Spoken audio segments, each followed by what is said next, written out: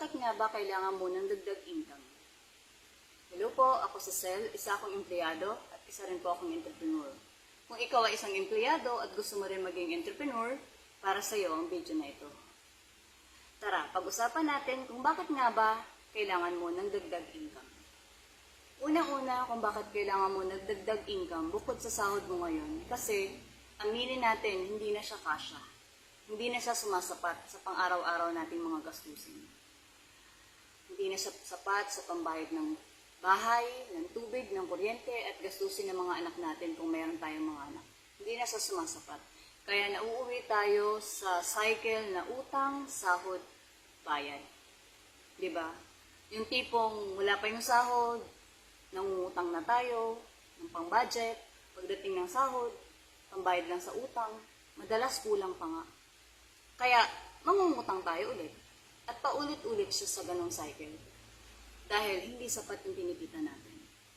Kaya kailangan mo ng dagdag income para kahit papano mapuprovide mo yung pangangailangan ng pamilya mo, ng sarili mo sa araw-araw.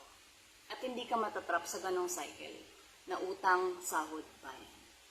Pangalawa, for emergency purpose.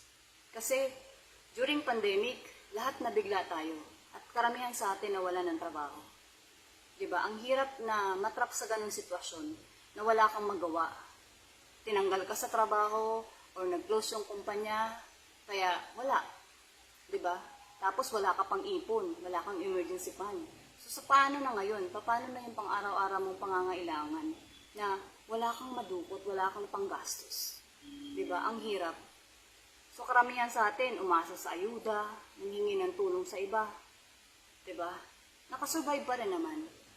Pero better kung meron tayong ipon, meron tayong emergency fund, mas magaan na nakasurvive tayo sa pandemic.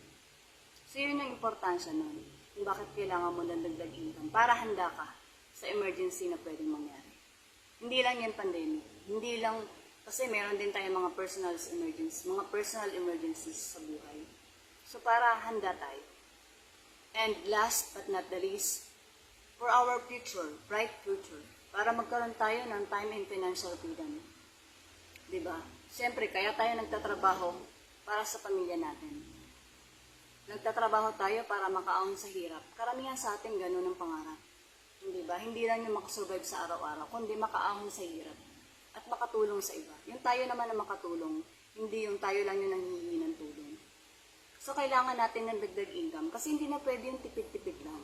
Kailangan mo ng dagdag income para ma-provide mo yung personal needs mo, magkaroon ka ng ipon, ng emergency fund para handa ka sa anumang emergency sa buhay, at magkaroon ka ng bright future. Magkaroon ka ng time and financial freedom na wala kang iniisip na saan ka mangunguha ng pera, saan ka hihingi ng tulong kapag kinapos ka, diba? Yung ganon. At may enjoy pa natin ang buhay kasama ang pamilya natin. At posible, kapag pala rin tayo, maging biyaya tayo sa iba. Kaya kailangan po natin ng dagdag income.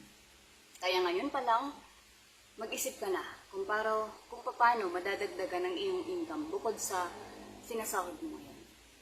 Kung nagustuhan mo itong video, please like and share para po mapanood ng iba. At sila rin naman ay matulungan natin. Okay? See you around. Maraming salamat po sa panonood and God bless you.